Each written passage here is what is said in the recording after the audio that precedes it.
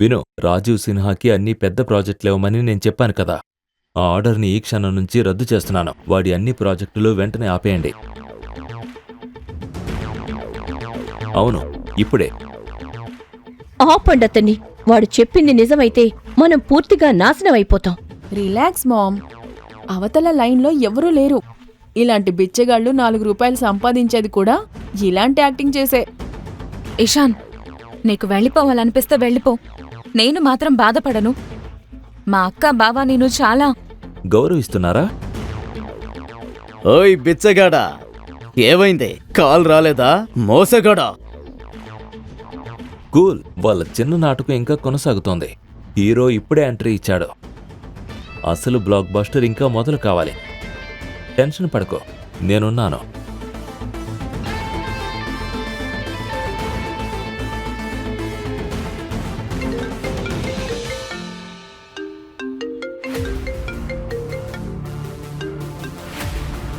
Hello,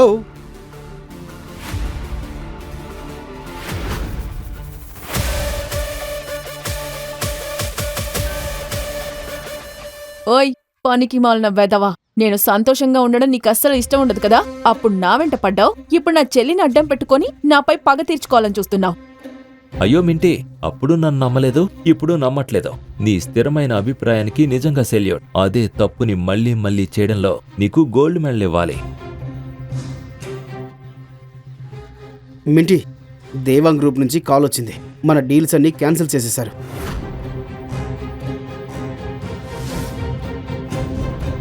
ఏంటి? అదసలు జరగడం అసంభవం. విషయం చాలా దూరం వెళ్ళిపోయింది. దేవాంగ్ గ్రూప్ అకౌంట్ ని రాజు ఒక్కడే హ్యాండిల్ చేస్తాడు. ఖచ్చితంగా ఏదో పెద్ద సమస్య జరిగింది. అయ్యో దేవుడా, అంతా అయిపోయింది. నా కూతురు జీవితం నాశనం అయిపోయింది. అయ్యో మామ్, చాలు ఈ డ్రామా. అంత కంగారు పడాల్సిన అవసరం లేదు. మింటి, నాకు ఏం అర్థం కావడం లేదు. నేను ఇప్పుడు ఏం చేయాలి? డార్లింగ్, జీవితంలో ఏం సాధించలేని వాళ్లే ఇలా సందేహాలు అడుగుతూ ఉంటారు. డైరెక్ట్గా వాళ్లకే కాల్ చేయి. వీడికి నకిలీ ఫోన్ కాల్స్ చేయడం తప్ప ఇంకేం రాదని వాళ్లకే తెలిసిపోతుంది. Thank you Minti. నాతో పెట్టుకోవద్దని ముందే చెప్పాను కదా చిన్నోడా, కానీ వినలేదు. ఇప్పుడు నేనెవరో చూపిస్తాను.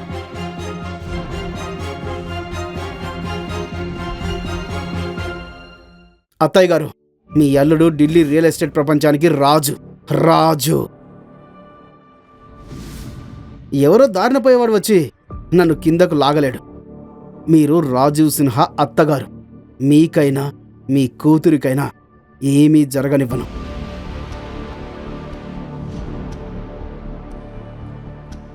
ఈ కాల్ని స్పీకర్లో పెడుతున్నాను. అందరూ వినండి. అవతల నుంచి ఒక్కసారి ఫోన్ లిఫ్ట్ చేస్తే వీడి పరువు ఇక్కడే మట్టిలో కలిసిపోతుంది.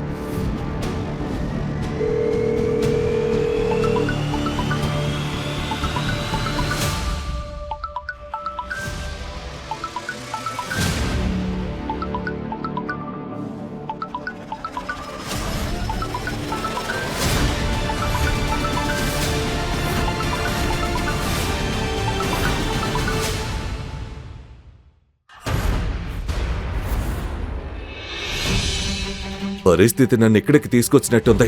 అసలు ఇక్కడ ఏం జరుగుతుందో ఈరోజు తేలిపోవలే. మిస్టర్ దేవాంగ్, మీరా? అవును, అనుమతి లేకుండా ఎవరూ కలవలేని వ్యక్తిని కలవడానికి వచ్చాను. నమస్తే మిస్టర్ అస్రాని.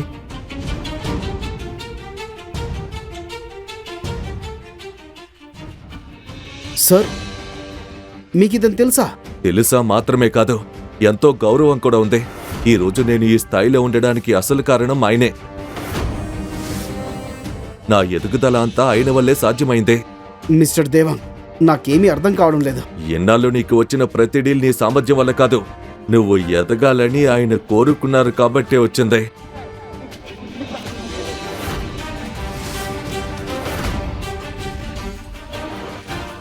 అసలు బాస్ ఆయనే.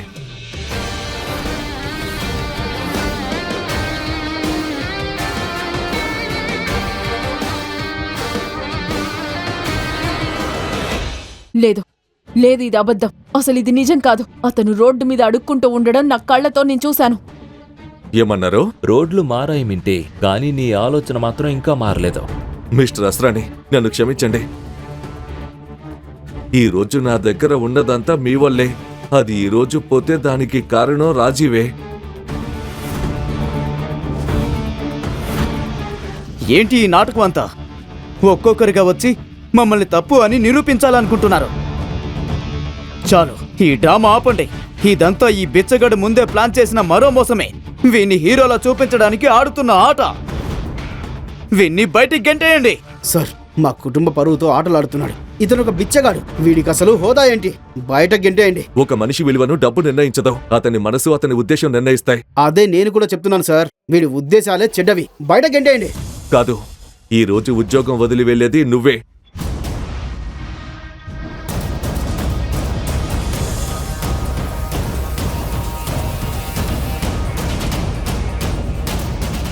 ఏం జరుగుతుంది?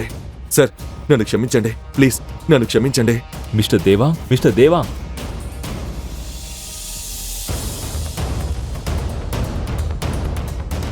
వరుణ్, వెంటనే అన్ని హాస్పిటల్కి తీసుకెళ్ళండి.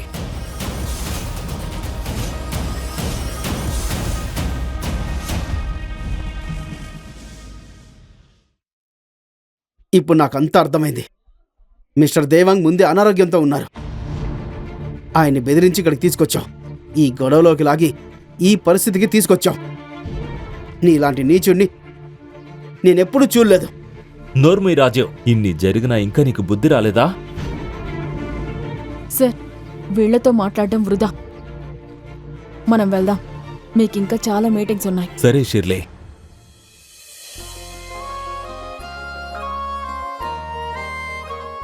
జియా, నీ ఫోన్ ఇవ్వు.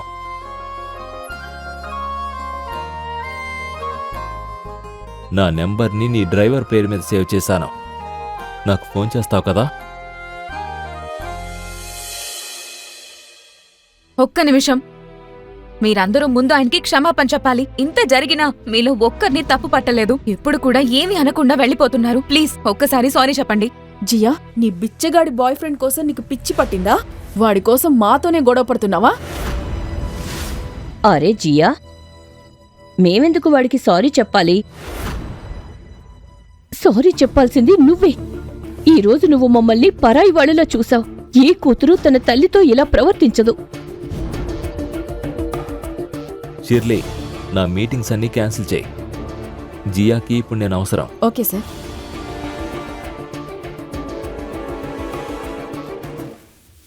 మనిద్దరి ఆత్మలకి జన్మ జన్మల బంధం ఉన్నట్టుగా అనిపిస్తుంది. అలలు లేకుండా సముద్రం ఎలా ఉంటుందో, నువ్వు లేకుండా నేను కూడా ఉండలేను. అయ్యో, ఎంత సినిమా డైలాగులు చెప్తావు. కొంచెమే. కొంచెమా? చాలా ఎక్కువ. అయ్యో దేవుడా, వీడింకిక్కడే ఉంటాడా? మొదలు పెట్టాడు.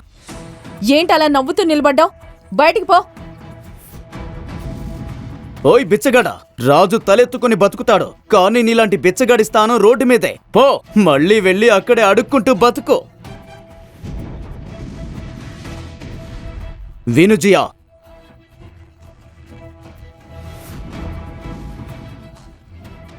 ఈ రోజు నుంచి మీ కుటుంబం మా నాన్న దగ్గర తీసుకున్న అప్పు మీద ఉన్న వడ్డీ మొత్తం మాఫీ. నువ్వు చేయాల్సిందల్లా ఒకటే, నన్ను పెళ్లి చేసుకోవడానికి ఒప్పుకోవాలి. అప్పుడు అసలు డబ్బు, వడ్డీ అన్నీ మర్చిపోతాను. సరే, నిన్ను క్షమించేశాను. వావ్ మామ్, ఎంత మంచి వార్త. మన అప్పులన్నీ తీరిపోతాయి. మామ్, ఒక్కసారి ఆలోచించండి.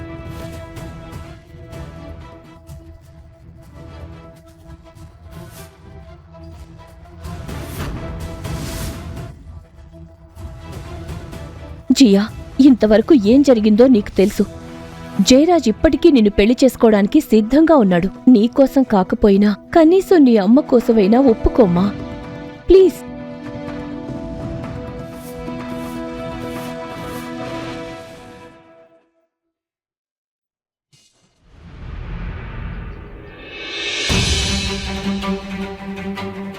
సరే, చాలు. ఇక ఏడవడం ఆపండి. చూసారా, నేను ముందే చెప్పాను కదా, చివరికి ఏం జరిగినా నా కూతురు తన అమ్మ మాట వింటుందని. కంగ్రాట్స్ జయరాజ్, చిన్నప్పటి నుంచి కన్న కల చివరికి నెరవేరబోతోంది. ఇక పెళ్లి కొడుకుగా గుర్రం ఎక్కడానికి రెడీ అవ్వు. సార్ వెళ్దాం.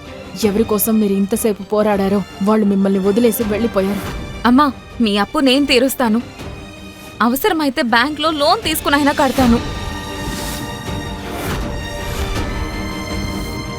కానీ నేను ఎవరిని పెళ్లి చేసుకోవాలో ఆ నిర్ణయం నాదే.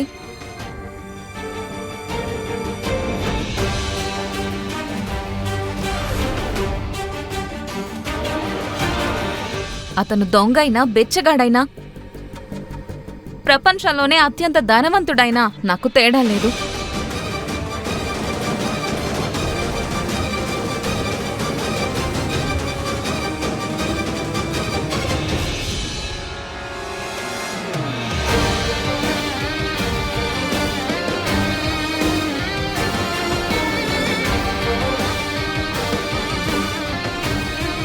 ఇషాన్, నాకు నువ్వంటే చాలా ఇష్టం. ఒక్క రోజులో నువ్వు నా కోసం చేసింది ఇప్పటి వరకు ఎవ్వరూ చేయలేదు. విను ఆశా ఆంటీ, ఇంతవరకు నీకు చాలా గౌరవం ఇచ్చాను, కానీ ఇప్పుడు నా సహనం పూర్తిగా అయిపోయింది. నాకు ఏది కావాలంటే అది బలవంతంగానైనా దక్కించుకుంటాను. బలవంతంగానా? అవును, బలవంతంగానే జియాను ఎత్తుకెళ్ళి నా బానిసలా పెట్టుకుంటాను. మరి మీరు చూస్తూ ఉండడం తప్ప ఇంకేమీ చెయ్యలేరు. నిజమైన మగాడు తన బలాన్ని ఒక ఆడపిల్ల గౌరవాన్ని కాపాడడానికి ఉపయోగిస్తాడు, లాక్కోవడానికి కాదు. ముందు వెళ్ళి నీ నాన్నను అడుగు, నువ్వు నిజంగా మగాడివేనా అని. జియా తల మీద ఒక్క వెంట్రుకైనా హాని జరిగితే నిన్ను బూడిద చేసి గాల్లో కలిపేస్తాను. నువ్విక్కడికి ఆటోలో వచ్చావు, కానీ ఇక్కడి నుంచి ఎలా వెళ్తావో తెలుసా? మా నాన్న ఈ రాయ్ బరేలీ మొత్తానికి గాడ్ ఫాదర్. నీ కళ్ళ ముందే జియాను ఎత్తుకెళ్తాను, నీ చితికి నిప్పు కూడా ఇక్కడే పెడతాను. ఒక పంచే, మీ నాన్నకు ఫోన్ చేయి. ముందిక్కడికొచ్చి నన్ను, ఇషాన్, అస్రాని కలిసి ఈ రోజంతా నువ్వు చేసిన ప్రవర్తనకు క్షమాపణ చెప్పమని చెప్పు.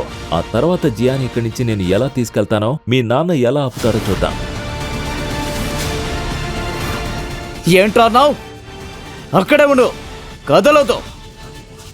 మా నాన్న ఇప్పుడే వస్తాడు, నిన్ను తన బొగ్గు గన్నుల్లో పాతి పెడతాడు. చూస్తూ ఉండు.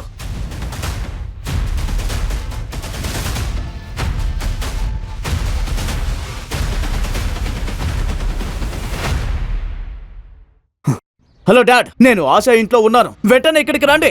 ఏం జరిగిందిరా? డాడ్, మీరు వెంటనే రండి. అసలు ఏం జరిగింది? డాడ్, నేను ఆశా ఆంటీ ఇంటికి జియా ఎక్కడుందో అడగడానికి వచ్చాను, కానీ ఇక్కడ ఒక చెత్త పురుగు దొరికాడు. నాపై చెయ్యి కూడా చేసుకున్నాడు. పైగా మీరు ఎవరైనా సరే, ఈ ఊరికి బాస్ అయినా సరే, తనని ఏమీ చేయలేరని అంటున్నాడు. మీరు వెంటనే రండి డాడ్. ఈ ఊర్లో కొత్తగా పుట్టిన ఈ కుర్రాడెవడరా? తన పేరునే ఈ భూమి మీద నుంచి చెరిపేయాలనుకుంటున్నాడా? చెప్పు, ఈ ఊరికి అసలు బాస్ వస్తున్నాడని. చాలా రోజులైంది రక్తంతో హోలీ ఆడి, ఇప్పుడు అసలు ఆట మొదలవుతుంది.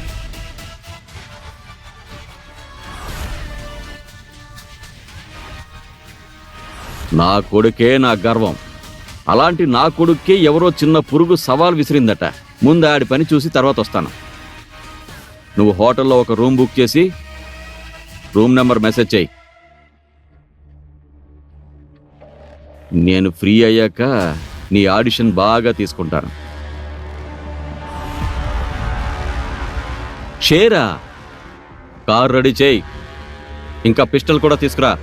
మన కోడలిపై ఎవడో కన్నేశాడు, వాడి కళ్ళే పీకేయాలి. రా.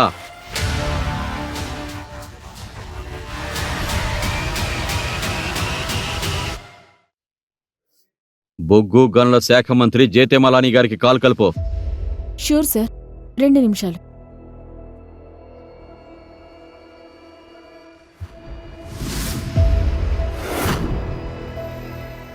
వీణ్ణి చూడండి, కోట్ల గురించి మాట్లాడుతున్నాడు.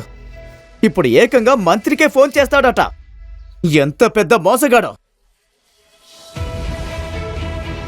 ప్రభుత్వం కూడా ఇతను చెప్పినట్టే నడుస్తుందన్నట్టు మాట్లాడుతున్నావు. ఇషాన్, ఇది సరదా విషయం కాదు. జయరాజ్ నోరు మాత్రమే పెద్దది, కానీ వాళ్ళ నాన్న మాత్రం నిజంగా ప్రమాదకరమైన మనిషి. ఆయన కోపం వస్తే నిజంగానే గూండాలను పంపించి నన్ను ఎత్తుకెళ్లిస్తాడు. ఇది చిన్న ఊరు ఇషాన్. ఇక్కడ ఇలాంటి పెద్ద మనుషుల్ని ఎదిరించడం అంత ఈజీ కాదు. ప్లీజ్ నువ్విక్కడి నుంచి వెళ్ళిపో. నా మాట విను. చూసావా, మా అమ్మాయి బాస్ పేరు వినగానే వణికిపోతోంది. ఆయన ఇక్కడికొచ్చాడంటే రేపుదయం నీ శవం కాలువలో తేలుతుంది. తెలివిగా ఉంటే ఇప్పుడే ప్రశాంతంగా వెళ్ళిపో. సరే రానివ్వు. మీరంతా చెప్పుకునే ఆ పెద్ద బలవంతుడు ఎలా ఉంటాడో నేను చూడాలి. ఇంత పెద్ద మూర్ఖుణ్ణి నేను ఇప్పటి వరకు చూడలేదు. గత సంవత్సరం మింటీ వైపు ఒక అబ్బాయి కన్నెత్తి చూశాడు. అప్పటి నుంచి వాడి ఆచూకీ కూడా ఎవ్వరికీ తెలీదు. పర్వాలేదు, ఆ పెద్ద కోడి పుంజు రానివ్వండి.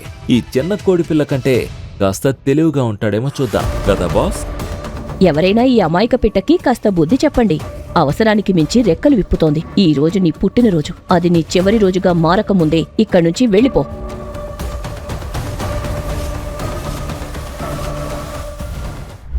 ఇలాంటి కథలు మరిన్ని వినాలనుకుంటున్నారా? అయితే కింద ఉన్న లింక్ని క్లిక్ చేసి పాకెట్ ఎఫ్ఎం యాప్ని ఇప్పుడే డౌన్లోడ్ చేసుకోండి. మరిన్ని అద్భుతమైన కథలతో మళ్ళీ కలుద్దాం.